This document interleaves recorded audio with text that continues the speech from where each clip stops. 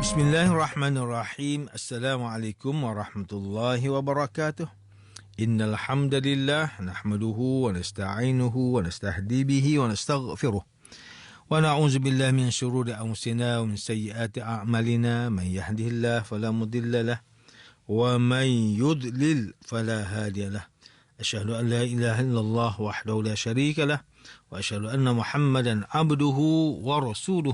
Allahumma salli wa sallim ala sayyidina Muhammad wa ala alihi wa ashabihi wa tabi'in wa man tabi'ahum bi ihsanin ila yaumiddin. A'udzu billahi minasyaitonir rajim. Ya ayyuhalladzina amanu taqullaha haqqa tuqatih wa la tamutunna illa wa antum muslimun. Amma ba'd. Yang berusaha Tuan Haji Ahmad Nazri Muhammad Yusof selaku penerbit rancangan tafsir Al-Quran dan seterusnya sidang pendengar yang dirahmati Allah Subhanahu wa taala. Alhamdulillah, pertamanya malah kita sama-sama rafakkan setinggi-tinggi kesyukuran kehadrat Allah Subhanahu wa taala di atas segala nikmat kurniaan dan rezekinya yang tidak ternilai.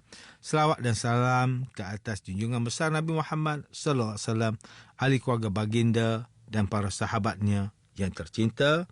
Bersama saya Profesor Dr. Muhammad Najib bin Abdul Qadir, Fakulti Pengajian Islam, Universiti Kebangsaan Malaysia. Tuan-tuan, puan-puan, para pendengar yang dimuliakan, pada hari ini kita akan menyambung kembali rancangan tafsir Al-Quran bagi siri ke-75. InsyaAllah pada kali ini kita akan membincangkan mengenai pentafsiran ayat ke-7 surah At-Taubah. A'udzu billahi minasyaitonir rajim. Kaifa yakunu lil musyrikina ahdun 'inda Allah wa 'inda rasulih illa alladhina ahadtum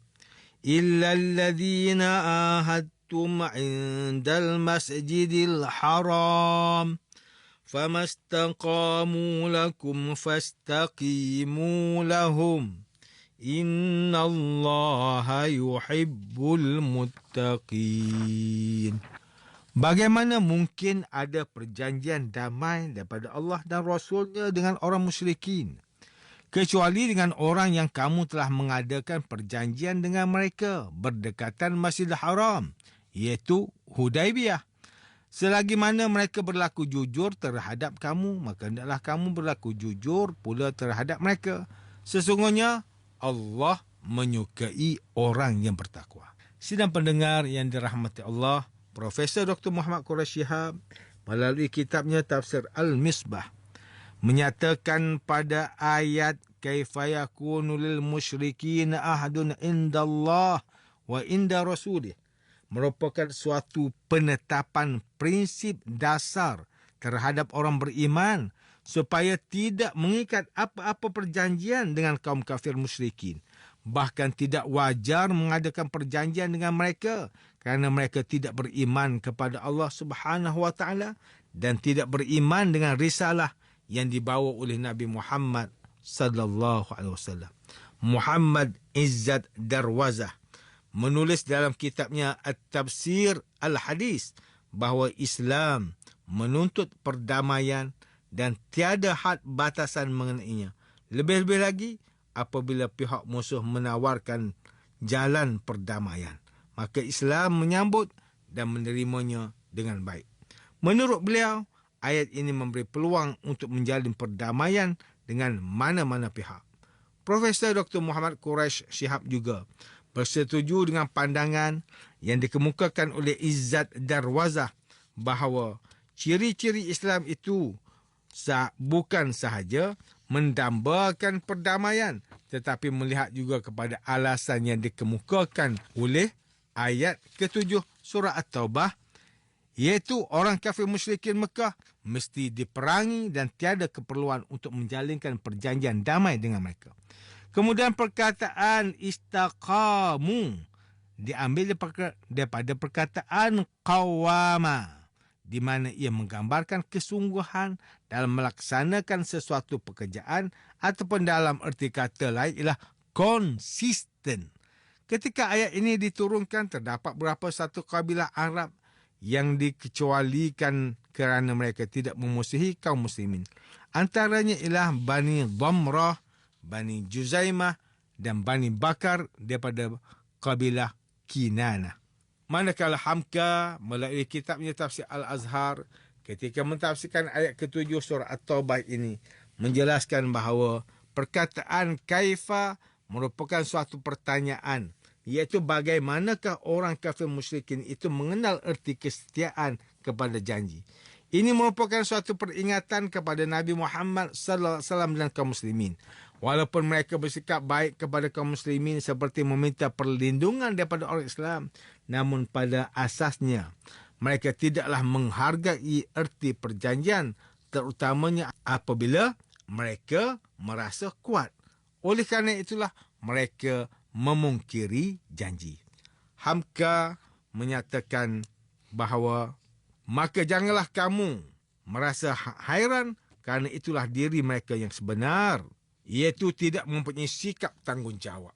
Contohnya antara isu kandungan yang terdapat dalam perjanjian Hudaybiyah ialah gencatan senjata dalam tempoh 10 tahun. Sekiranya kaum kafir Quraisy Mekah memegang erat perjanjian tersebut, maka sudah pasti perjanjian itu akan tamat mengikut tempoh yang ditetapkan, iaitu pada tahun ke-16 Hijrah. Namun, takdir Allah sudah tertulis di Lauh Mahfuz bahawa kaum kafir Quraisy telah melanggar perjanjian tersebut pada tahun yang kedua perjanjian berlangsung. Dalam rentetan sejarah, dinyatakan bahawa pada tahun ke-6 Hijrah berlakunya ikatan perjanjian Hudaybiyah, di mana tahun ke-7 Hijrah Rasulullah sallallahu alaihi wasallam mengerjakan Umratul Qadha. Kemudian antara tahun ke-7 dan ke-8 Hijrah, kaum kafir Quraisy pula memungkiri janji kerana membantu kabilah lain untuk berperang melawan kabilah yang berada di bawah jagaan Rasulullah sallallahu alaihi wasallam. Seterusnya pada tahun ke-8 Hijrah, kota Mekah telah ditakluk oleh tentera Islam selepas kaum kafir Quraisy mengkhianati perjanjian tersebut. Sekiranya pihak kafir Quraisy tidak mengkhianati perjanjian itu, maka sudah pasti penaklukan ke atas kota Mekah belum berlaku sehingga selesai perjanjian Hudaybiyah, iaitu pada tahun ke-6 Hijrah. Seterusnya, Allah SWT menyambung lagi pada ayat, kecuali bagi orang yang telah kamu ikat janji dengan mereka berdekatan dengan Masjidil Haram. Jika mereka jujur kepada kamu, maka hendaklah kamu jujur terhadap mereka. Hamka membawa beberapa pentafsiran daripada para mufassirin, antaranya Ibn Abbas radhiyallahu anhu, iaitu isyarat daripada ayat ini berdasarkan perjanjian Hudaybiyah yang menunjukkan bahawa selain daripada tidak berlakunya peperangan selama 10 tahun, kabilah Bani Bakar juga turut menyertai perjanjian itu. Antara isi kandungan perjanjian tersebut ialah mereka tidak akan mengganggu dan membiarkan umat Islam mengerjakan haji dan umrah. Kabilah Bani Bakar berpegang teguh kepada janji dan tidak melanggar janji seperti mana kaum kafir Quraisy. Oleh kerana Bani Bakar tidak melanggar perjanjian itu, maka Allah telah mengecualikan mereka dan mereka juga tidak dihalang jika datang ke Mekah untuk mengerjakan haji walaupun melebihi tempoh 4 bulan. Namun, prinsip orang Islam itu jelas, iaitu sesiapa sahaja yang melanggar ikatan perjanjian, maka mereka akan diperangi seperti kaum kafir Quraisy. Maka ayat ini secara jelas menyatakan kepada kaum muslimin tentang nilai sebuah janji. Jika pihak lain berlaku setia kepada kita, maka orang Islam hendaklah lebih setia menjaga dan memelihara janji itu.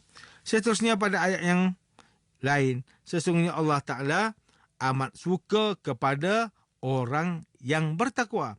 Ayat ini menjelaskan tentang takwa, iaitu ketika mengikat perjanjian dengan orang kafir musyrikin, maka orang Islam mestilah berpegang teguh dengannya dan jangan sampai pelanggaran janji dimulakan oleh orang Islam. Perkara demikian menandakan hubungan dengan Allah Ta'ala tidak dipelihara. Sedangkan pengertian takwa ialah memelihara hubungan dengan baik serta sentiasa berwaspada dan berhati-hati dengan tindakan yang dilakukan oleh pihak musuh. Kerana takwa itu memelihara bukan saja hubungan dengan Allah, tetapi ia juga termasuk memelihara diri dan berwaspada terhadap ancaman musuh. Manakala Tengku Muhammad Hasbi As-Siddiqi menerusi kitabnya Tafsir An-Nur menafsirkan ayat ke-7 surah At-Taubah dengan menyatakan bahawa tiada perjanjian yang mesti dihormati terhadap kaum kafir musyrikin di sisi Allah dan Rasulnya kerana mereka ialah orang yang seringkali melanggar perjanjian yang dibuat. Maka tiada perjanjian yang wajar dihormati kecuali perjanjian kaum muslimin dengan Bani Kinanah dan Bani Dhamrah di Masjidil Haram. Mereka ialah orang yang berpegang kepada janji dan tidak akan bekerjasama dengan golongan yang memusuhi Nabi Muhammad sallallahu alaihi wasallam. Tengku Muhammad Hasbi As-Siddiqi menyambung lagi dengan menyatakan bahawa oleh itu kamu berlaku jujur dan berpegang teguhlah terhadap perjanjian bersama dengan mereka selagi mana mereka berlaku jujur kepada kamu. Janganlah kamu dahulu yang melanggar perjanjian dan sempurnakanlah perjanjian itu sesuai dengan tempoh waktu yang telah ditetapkan. Allah mengasihi orang yang memelihara janjinya dan takut untuk melanggarnya. Orang yang terkecuali di sini ialah mereka yang dikecualikan dalam ayat keempat surah Al-Taubah sebelum ini. Ia diulang sebagai penjelasan dan peringatan buat kaum muslimin. Manakala Ustaz Salahuddin Abdullah dan Ustaz Omar Khalid melalui kitab mereka Tafsir Mubin mentafsirkan ayat ke-7 surah At-Taubah ini dengan menyatakan bahawa ayat ini memberi keistimewaan kepada janji setia yang telah dilakukan berhampiran dengan Masjidil Haram dengan perintah supaya tidak dibatalkan selagi mana pihak mereka tidak mencabulinya. Ibn Abbas radhiyallahu anhuma menyatakan bahawa mereka yang dimaksudkan dengan puak ini adalah para penduduk kota suci Mekah, manakala Ibnu Ishaq berpendapat bahawa mereka yang dimaksudkan dengan puak itu ialah ahli suku Bani Bakar yang terlibat dalam peristiwa perjanjian Hudaybiyah yang telah berlangsung antara Rasulullah SAW dengan kaum kafir Quraisy. Ibnu Jarir At-Tabari berpendapat bahawa selagi mana mereka tidak mencabuli perjanjian itu, maka perjanjian tersebut perlulah diikuti sebagai balasan atas sikap baik mereka. Sidang pendengar yang dirahmati Allah, demikianlah tafsir bagi ayat ke-7 surah At-Taubah menurut pentafsiran oleh para ulama. Ayat ke-7 surah At-Taubah ini mengingatkan kepada kita supaya berpegang teguh dengan janji. Realiti zaman sekarang ini masih terdapat banyak perkara yang melibatkan perjanjian sama ada dalam urusan muamalat, jual beli dan lain-lain. Oleh itu sebagai seorang Muslim, kita mestilah berpegang teguh terhadap janji kerana orang yang beriman kepada Allah Ta'ala sudah pasti menunaikan janji terhadap manusia disebabkan sifat-sifat takwanya kepada Allah Ta'ala. Manakala orang yang tidak bertakwa kepada Allah, mereka tidak akan berpegang kepada janji, bahkan memungkiri janji. Sidang pendengar yang dirahmati Allah Ta'ala, antara pengajaran yang boleh diambil dari tafsir ayat ke-7 surah Al-Anfal. Pertama, setiap Muslim yang beriman kepada Allah dan Rasulnya, apabila melakukan sebuah perjanjian, maka hendaklah berusaha untuk menepatinya. Pepatah Melayu ada menyebutkan bahawa kerbau dipegang pada talinya, manusia pula dipegang pada janjinya. Pepatah ini menggambarkan bahawa menepati janji itu sangat penting terhadap sesama manusia. Kedua, umat Islam adalah mengamalkan akhlak dan sunnah yang ditinggalkan oleh Rasulullah SAW. Ini kerana menunaikan janji merupakan akhlak Rasulullah SAW dan salah satu sifat yang terpuji dalam Islam. Ia bererti dan ia berkait rapat dengan sifat amanah dan tanggungjawab. Yang ketiga, orang yang menunaikan janji dan menepatinya akan mendapat giliran pahala besar di sisi Allah Ta'ala serta dijanjikan dengan syurga Firdaus. Perkara ini dinyatakan dalam surah Al-Mu'minun ayat yang ke-8 hingga ayat ke-11. Sidang pendengar yang dirahmati Allah, sekian sahaja rancangan tafsir Al-Quran pada hari ini. Semoga kita semua mendapat manfaat daripada perbincangan ilmu ini, insya-Allah. Mudah-mudahan kita akan bertemu lagi pada siri rancangan tafsir Al-Quran yang akan datang. Wabillahi taufiq wal hidayah. Wassalamualaikum warahmatullahi wabarakatuh.